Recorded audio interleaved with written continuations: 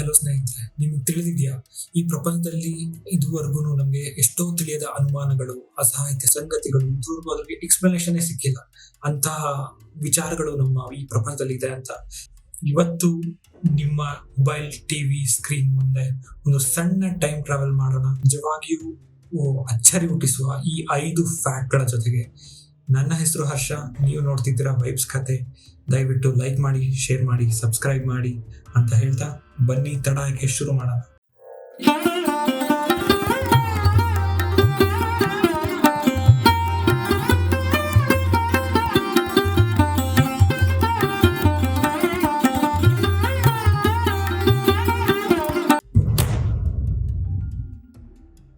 ನೀವು ಯಾವಾಗ್ಲಾದ್ರೂ ಸಮುದ್ರದ ಮಧ್ಯೆ ಹೋಗಿದ್ದೀರಾ?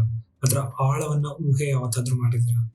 ನಮ್ಮ ಈ ಬೃಹತ್ ಭೂಮಿಯಲ್ಲಿ 70% ಭಾಗ ಸಮುದ್ರದಿಂದ ಕೂಡಿದೆ.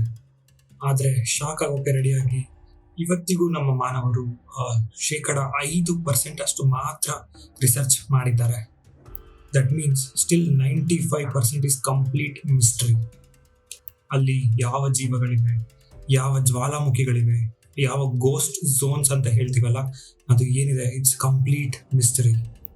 ಇದುವರೆಗೂ ನಮ್ಮ ಮಾನವರು ಎಕ್ಸ್ಪ್ಲೋರ್ ಮಾಡಿರುವಂತಹ ಡೀಪೆಸ್ಟ್ ಪಾಯಿಂಟ್ ಅಂದ್ರೆ ಮರಿಯಾನಾ ಟ್ರೆಂಚ್.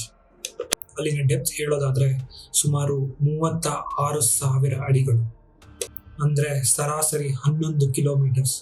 ಇಮ್ಯಾಜಿನ್ ಮಾಡ್ಕೊಳ್ಳಿ, ಅಲ್ಲಿನ ಡೀಪೆಸ್ಟ್ ಪಾಯಿಂಟ್ 11 ಕಿಲೋಮೀಟರ್ ಸಮುದ್ರದ ಒಳಗಡೆ. ನಾವೇನಾದ್ರೂ ಅಲ್ಲಿ ಒಳಗಡೆ ಹೋದ್ರೆ ಒಂದು ಸನ್ಲೈಟ್ ಕೂಡ ಬರೋದಿಲ್ಲ.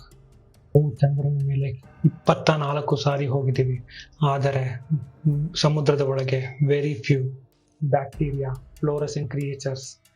ಸಮುದ್ರದ ಒಳಗೆ ಸುಮಾರು ಅಟ್ಮಾಸ್ಫಿಯರಿಕ್ ಬೇರೆ ತುಂಬಾನೇ ಹೈ ಇರುತ್ತೆ. ಅಲ್ಲಿ ನಾವೇನಾದ್ರೂ ಟ್ರಾವೆಲ್ ಮಾಡಬೇಕು ಅಂದ್ರೆ ಅದಕ್ಕೆ ಸ್ಪೆಷಲ್ ಆದಂತ ವೆಹಿಕಲ್ಸ್ ಇರಬೇಕು. ಅಷ್ಟು ಬೃಹತ್ ಜಗತ್ತನ್ನ ನಾವಿನ್ನ ನೋಡೇ ಇಲ್ಲ. ಇಮ್ಯಾಜಿನ್ ಮಾಡ್ಕೊಳ್ಳಿ ಇನ್ನ ಎಷ್ಟು ಕತೆಗಳು ಬಾಕಿ ಇದೆ ಅಂತ. ಸೊ ನೆಕ್ಸ್ಟ್ ಟೈಮ್ ಏನಾದ್ರೂ ನೀವೇನಾದ್ರೂ ಸಮುದ್ರಕ್ಕೆ ಹೋದ್ರೆ ಆ ನೀರಿನ ಹಿಂದೆಗಡೆ ಇರುವಂತ ಮಿಸ್ಟರಿನ ಇಮ್ಯಾಜಿನ್ ಮಾಡ್ಕೊಳ್ಳಿ. 2006ರಲ್ಲಿ ರಸಲ್ ಎಂಬ ವ್ಯಕ್ತಿ ಇಡೀ ಪ್ರಪಂಚಕ್ಕೆ ಒಂದು ಶಾಕಿಂಗ್ ನ್ಯೂಸ್ ಕೊಟ್ಟಿದ್ದ. ಆ ಶಾಕಿಂಗ್ ನ್ಯೂಸ್ ಏನಪ್ಪಾ ಅಂದ್ರೆ, ತಾನು ಫ್ಯೂಚರ್ ಇಂದ ಬಂದಿದ್ದೀನಿ, ಟೈಮ್ ಟ್ರಾವೆಲ್ ಮಾಡಿದ್ದೀನಿ ಅಂತ. ಅವನ ಬಳಿ ಫ್ಯೂಚರ್ನ ಫೋಟೋ ಕೂಡ ಇತ್ತು. ಅವನ ಹತ್ರ ಒಂದು ಡಿಜಿಟಲ್ ಕ್ಯಾಮೆರಾ ಹ್ಯಾಂಡಲ್ ಇತ್ತು, ಮತ್ತೆ ಫ್ಯೂಚರಿಸ್ಟಿಕ್ ಬಿಲ್ಡಿಂಗ್ಸ್, ಸ್ಕೈಸ್, ಮತ್ತೆ ಫ್ಯೂಚರಿಸ್ಟಿಕ್ ಟ್ರಾನ್ಸ್ಪೋರ್ಟ್ ಕೂಡ ಇತ್ತು ಆ ಪಿಕ್ಚರ್ ಅಲ್ಲಿ ಅನ್ನೋದೇ ದೊಡ್ಡ ಸುದ್ದಿ ಆಗಿತ್ತು. ಅದಾದ ತಕ್ಷಣವೇ ಆ ಹೆಸರಾಂತ ಟೈಮ್ ಟ್ರಾವೆಲರ್ನ ಮೇಲೆ ಕೇಸ್ ಕೂಡ ಆಯಿತು. ತಕ್ಷಣವೇ FBI ಕೂಡ ಈ ಕೇಸ್ನ ಮೇಲೆ ತನಿಖೆ ನಡೆಸಿತು. ಆದ್ರೆ ಈಗಲೂ ಕೂಡ ಆ FBI ಏಜೆಂಟ್ಸ್ ಮತ್ತೆ ಯಾವುದೇ ಸುದ್ದಿ ಆಗ್ಲಿ, ಅವನ್ ಯಾರು ಅಂತ ಕಂಡುಹಿಡಿಯೋದಕ್ಕೆ ಸಾಧ್ಯನೇ ಆಗಿಲ್ಲ. He just vanished. So does this mean time travel is real? ನೀವು ಕಮೆಂಟ್ ಬಾಕ್ಸ್ ಅಲ್ಲಿ ತಿಳಿಸ್ಕೊಡಿ. ಗೊತ್ತಾ, ಹ್ಯೂಮನ್ ಬ್ರೈನ್ ಪವರ್, ನಮ್ಮ ಮೆದುಳು 3 ಬಿಲಿಯನ್ ನ್ಯೂರಾನ್ಗಳಿಂದ ಕೂಡಿರುತ್ತೆ. ಇದರ ಪವರ್ ಎಷ್ಟಿದೆ ಅಂದ್ರೆ, ನಾವು ಇದನ್ನು ಕಂಪ್ಲೀಟ್ ಬ್ರೈನ್ ನ್ಯೂರಾನ್ಸ್ ಸಿಸ್ಟಮ್ನ ಒಂದು ಕಂಪ್ಲೀಟ್ ಇಂಟರ್ನೆಟ್ ನೆಟ್ವರ್ಕ್ ನ ಹೋಲಿಸಬಹುದು. ನಾವು ಓದುವಾಗ, ಯೋಚನೆ ಮಾಡುವಾಗ ಪ್ರತಿ ಕ್ಷಣ ನಮ್ಮ ಮೆದುಳಿನಲ್ಲಿ ನ್ಯೂರಾನ್ಸ್ ಎಲೆಕ್ಟ್ರಿಕ್ ಫ್ಲಾಶ್ ಅಂತ ನಡೆಯುತ್ತೆ. ಆ ಒಂದು ಫ್ಲಾಶ್ ಪ್ರತಿ ಸೆಕೆಂಡಿಗೆ ಲಕ್ಷಾಂತರ ಸಿಗ್ನಲ್ಗಳನ್ನ ಪಾಸ್ ಮಾಡುತ್ತೆ ನಮ್ಮ ಮೆದುಳಿಗೆ. ವ್ಯಾಂಪೈರ್ಸ್ಗಳು ಕೇವಲ ಸಿನಿಮಾದಲ್ಲ, ರಿಯಲ್ ಲೈಫಲ್ಲಿ ಕೂಡ ನೋಡಬಹುದು ಅನ್ನೋ ಒಂದು ಮನಸ್ಥಿತಿ ಬಂದಿದೆ.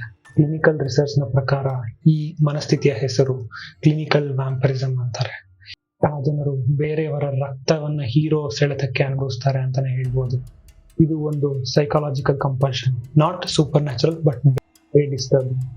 ಈ ಪ್ಯಾಥಾಲಜಿಕಲ್ ತಳಹದಿಯ ಮೇಲೆ ಉನ್ನತ ಕಾಲೇಜುಗಳಿಂದ ರಿಸರ್ಚ್ ನಡೀತಾ ಇದರಿಂದ ಎಕ್ಸ್ಟ್ರೀಮ್ ಅಗ್ರೆಷನ್, ಡಿಪ್ರೆಷನ್ ಅಂತ ಹೋಗಬಹುದು ಅಂತ.